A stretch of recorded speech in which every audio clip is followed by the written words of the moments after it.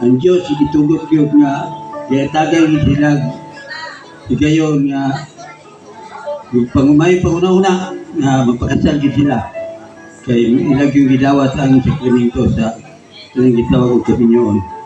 Salamat kay sa Lord.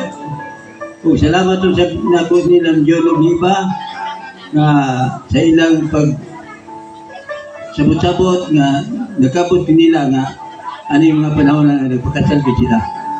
Sa tanan ako ngi pangayo sa Ginoo nga minaw ko na ko nga ang ilang ipon nga matunayan mo sa puso.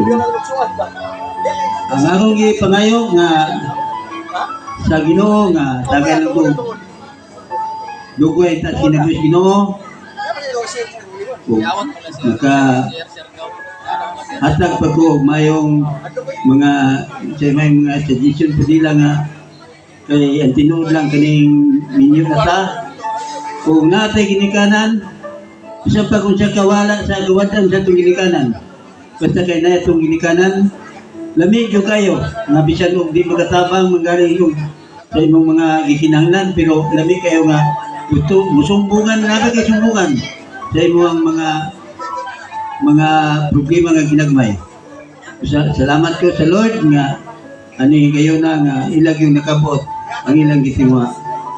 Kinintanan akong gipangayo og pasalamatan ng Dios. Pinili sa iyang gahom sa ngalan ni Jesus. Amen. Salamat sa tanan.